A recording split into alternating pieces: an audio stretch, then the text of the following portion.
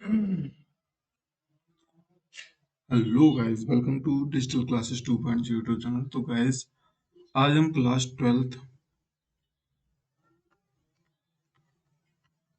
Twelfth physics first का जो पहला चैप्टर है विद्युत क्षेत्र, उसके कुछ टॉपिक, कुछ पॉइंट्स लेके आया हूँ जो आपके एग्जाम को लेके बहुत इम्पोर्टेंट है। जैसे पहला आपको स्क्रीन में दिख रहा होगा, और विद्युत क्षेत्र के बारे में डिस्कस करेंगे, द्विध्रुव के बारे में डिस्कस करेंगे, फार्मूलाज बताएंगे। तो वीडियो को पूरा देखिएगा।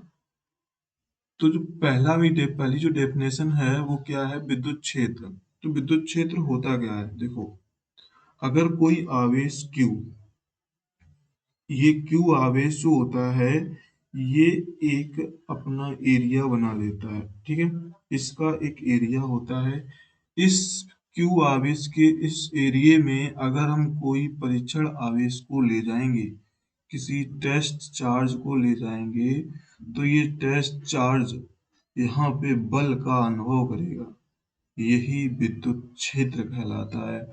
मीन्स किसी स्थिर आवेश के चारों ओर का वह क्षेत्र जिसमें अन्य किसी परीक्षण आवेश को लगाने पर वह बल अनुभव करता है, विद्युत क्षेत्र कहलाता है। मीन्स अगर कोई आवेश होता है, वो एक अपना एरिया जनरेट करता है, ठीक है। और यहाँ पे हमने जो क्यू नॉट लिया है, ये बहुत बिंदु आवेश है, इसको बहुत छोटा आवेश मानेंगे। ये एक अपना एरिया जनरेट नहीं करेगा। जब ये एरिया जनरेट नहीं करेगा, इसीलिए इसको हमने बोल दिया क्या, परीक्षण आवेश। ठीक। अब ये आवेश जब इसमें जाएगा तो इसको फील होगा, क्या फील होगा, बल का फील होगा। इसका जो एरिया है, अब इस एरिया में बल का फील होगा, यही विद्युत क्षेत्र कहलाता है, ठीक है। ये होगी विद्युत क्षेत्र। अब हम नेक्स्ट बात कर रहे हैं इसमें, नेक्स्ट विद्युत क्षेत्र की तीव्रता। यहाँ पे देखिएगा, विद्युत क्षेत्र की तीव्रता में, जो विद्युत क्षेत्र की तीव्रता है,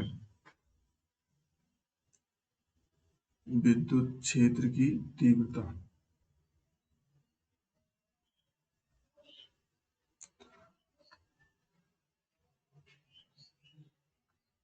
विद्युत क्षेत्र की तीव्रता में, जैसे यही आवेश है एक, ठीक है। ये आवेश एक अपना एरिया जनरेट कर रहा है।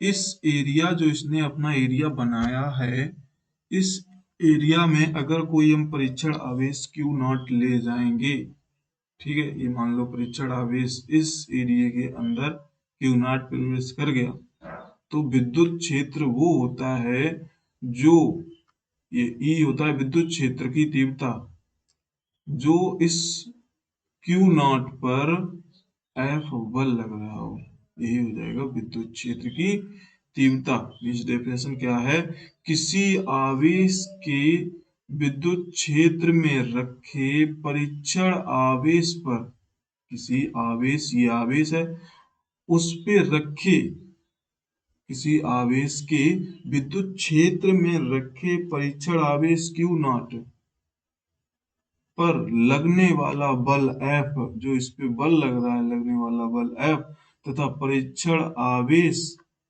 का अनुपात विद्युत क्षेत्र की तीव्रता कहलाता है या कहलाती है। मीन्स जो इस Q आवेश के विद्युत क्षेत्र में, जो ये परीक्षण आवेश पर जो बल लग रहा है ना, वो बल और ये परीक्षण आवेश के अनुपात को ही विद्युत क्षेत्र की तीव्रता कहते हैं। यहाँ पे फार्मूला लिखा है, E is equal to F upon Q naught. अगर यहाँ से हम एफ का फार्मूला निकालेंगे, तो F is equal to Q naught into E. यहाँ पे एफ भी वेक्टर राशि है, सदिश राशि है, और ई भी सदिश राशि है, ठीक है। ये नोट पॉइंट है, क्योंकि टेस्ट चार्ज जो होता है वो बहुत स्मॉल होता है, बहुत छोटा टेस्ट चार्ज होता है। अगर हम पूरा आवेश ले लेंगे तो वो खुद का अपना एरिया जनरेट कर लेगा।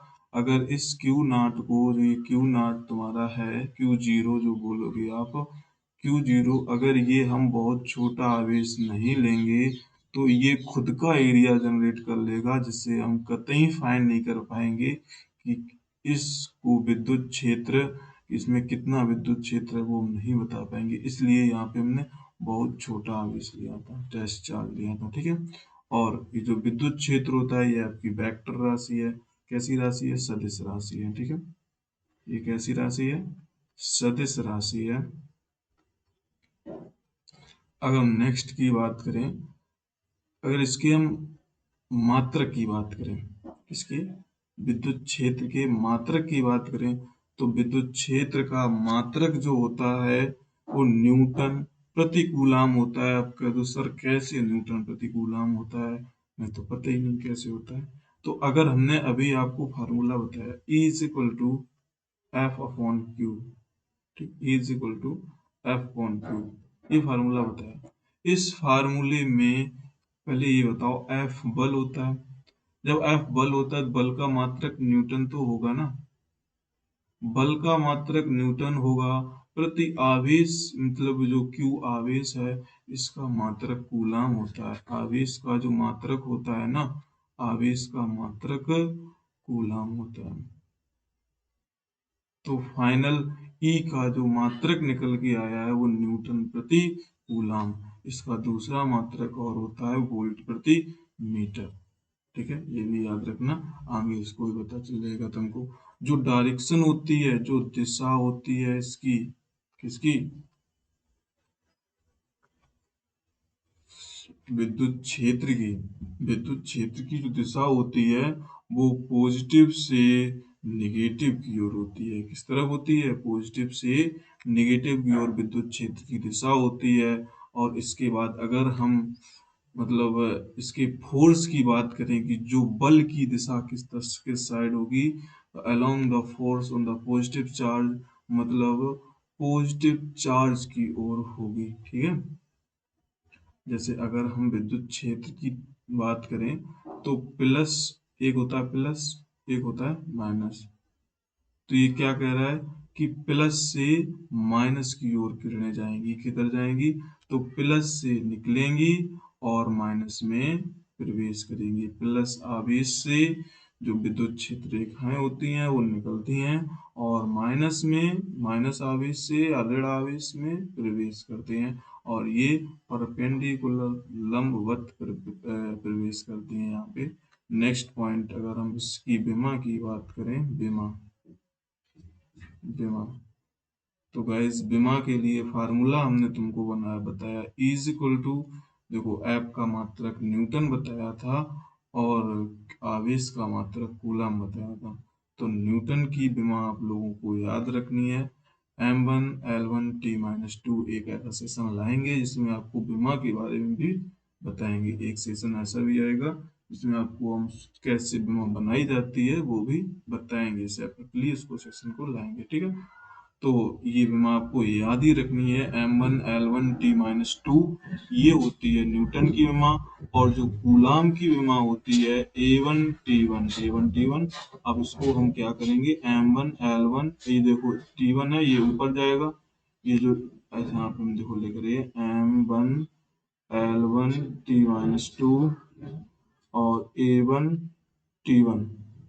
अब करना है क्या कि M1L1 को तो ऐसे ही लिख लेना है और जो T1 है ना ये ऊपर जाएगा तो T-3 हो जाएगा, क्योंकि ये प्लस का वन है नीचे वाला। ये जब ऊपर जाएगा तो माइनस का वन हो जाएगा जिससे -3 हो जाएगा और A-1 हो जाएगा, ठीक है। इसी तरह से ये बीमा बनेगी M1L1 T-3 A-1। अगर फिर भी इस बीमा में, बीमा वाले पार्ट में कंफ्यूजन रहा हो तो हम इसके लिए सेपरेट सेशन भी लाएंगे। तो टेंशन वाली बात नहीं, इस चैनल को सब्सक्राइब और लाइक जरूर करें, अपने दोस्तों के पास शेयर जरूर करें, ठीक है। नेक्स्ट हम नेक्स्ट देखते हैं क्या है।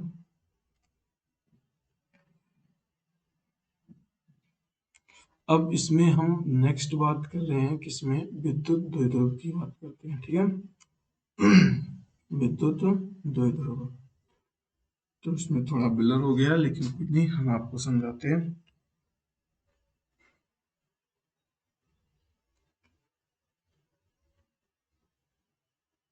देखिए, जो विद्युत द्विध्रुव होता है, विद्युत द्विध्रुव तथा विद्युत द्विध्रुव आघूर्ण, ठीक, विद्युत द्विध्रुव तथा विद्युत द्विध्रुव आघूर्ण जो होता है, यदि समान परिमाण तथा विपरीत प्रकृति के दो लंबवत आवेशों को अत्यंत दूरी पर रख दिया जाए तो आवेशों का यह युग्म विद्युत द्विध्रुव कहलाता है। मीन्स अगर कोई हम दो आवेश रख रहे हैं, इधर -q आवेश है, इधर एक +q आवेश है, ठीक, ये दो आवेश हैं।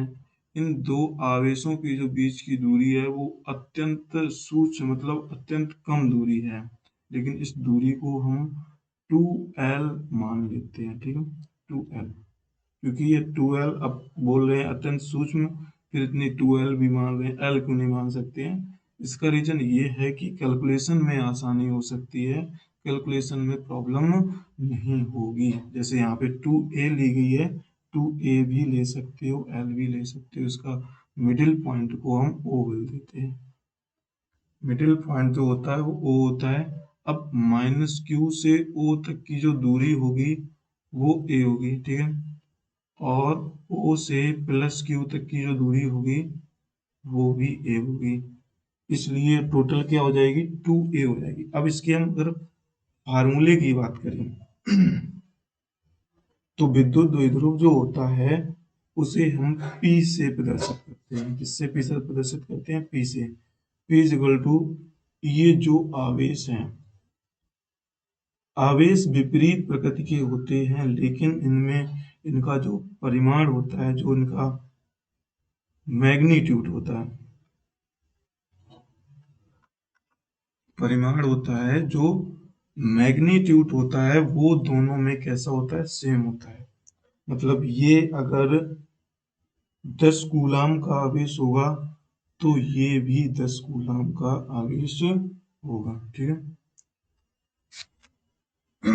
इनकी प्रकृति अलग अलग होगी, मतलब ये माइनस का होगा और ये प्लस का होगा, इनकी प्रकृति अलग अलग हो जाएगी, लेकिन इसमें इनका जो परिमाण होगा वो सेम होगा। अगर इनके फार्मूले की बात करें तो P is equal to Q into 2l, मतलब इन दोनों में से कोई एक आवेश का परिमाण ले लेंगे और बीच की दूरी, या 2l लिख लो या 2a लिख लो, एक ही बात है। ये आपका फार्मूला बन गया, फार्मूला हो गया, पूरा चित्र बता दिया। अब इसके हम यूनिट की बात करें, इसके हम मात्रक की बात करें, तो मात्रक के लिए तो फार्मूला ही चाहिए हमको, फार्मूले से मात्रक निकल आएगा। क्यू, फार्मूला होता है P is equal to Q into 2a। देखो क्यू क्या होता है, कूलाम, क्यू आवेश होता है, आवेश का मात्रक कूलाम होता है, ठीक। कूलाम और 2a जो ये दूरी है, इनको हम लिख देंगे मीटर से, क्योंकि इन दोनों आवेशों के बीच की दूरी है, और दूरी को हम मीटर से डिनोट करते हैं, तो मात्रक हो गया कूलाम इंटू मीटर। ये देखो लिखा है मात्रक कूलाम इंटू मीटर, ठीक। ये एक वेक्टर राशि है। वेक्टर राशि क्यों है? क्योंकि इसका परिमाण और मैग्नीट्यूड, परिमाण और डायरेक्शन दोनों इसमें है। जैसे विद्युत क्षेत्र में भी परिमाण था और डायरेक्शन भी थी, विद्युत क्षेत्र की डायरेक्शन प्लस से माइनस की ओर थी, लेकिन जो विद्युत द्विध्रुव की डायरेक्शन होगी वो माइनस से प्लस की ओर होगी। क्या होगी? माइनस से प्लस की ओर होगी।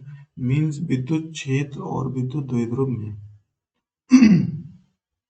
विद्युत क्षेत्र और विद्युत द्विध्रुव में जो डायरेक्शंस होती हैं वो अपोजिट होती हैं। विद्युत क्षेत्र की डायरेक्शन, जैसे ये प्लस क्यू आवेश है और ये माइनस क्यू आवेश है, ठीक, ये प्लस है ये माइनस है।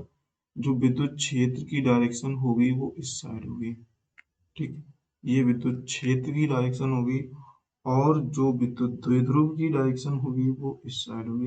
विद्युत द्विध्रुव विद्युत क्षेत्र की जो डायरेक्शन होती हैं दोनों आपस में अपोजिट होती हैं। हमने आपको विद्युत क्षेत्र, विद्युत द्विध्रुव, फार्मूला, डायम, इसकी विमा और रह गई, विमा भी देख लो। जैसे अगर हम विमा निकालेंगे, डायमेंशन निकालेंगे इसकी, तो विमा क्या होती है, फार्मूला पहले बार देख लो, Q इंटू 2l। अब Q इंटू 2l का मतलब Q का जो विमा होता है A1 T1 होता है, याद कर लो, ठीक। अब 2L मतलब लेंथ, तो लेंथ की L होती है, इसकी विमा हो जाएगी M0L T A, M0L1, ऐसे लिख सकते हैं L1 और T1A1, इधर को लिखा है M0L1T1A1। ये हो गई आपकी विमा। विमा बता दी, ये एक वेक्टर राशि है, इसकी डायरेक्शन भी हो गई, यूनिट भी हो गया, फार्मूला भी हो गया। नेक्स्ट वीडियो में हम बात करेंगे इसकी वैद्युत द्विध्रुव कारण अक्षीय और निरक्षीय स्थिति में बिंदु P पर विद्युत क्षेत्र की तीव्रता। मतलब हम जो अक्षीय और निरक्षीय की डेरिवेशन है वो लाएंगे। तो जो भी गैस अभी लास्ट तक बने हुए हैं वो पढ़ने वाले स्टूडेंट हैं, तो वो चैनल को सब्सक्राइब और लाइक जरूर करें। और नेक्स्ट जल्द ही अक्षीय निरक्षीय पर वीडियो आने वाला है, ठीक है। तो मिलते हैं गाइस नेक्स्ट वीडियो में। Till then take care, bye.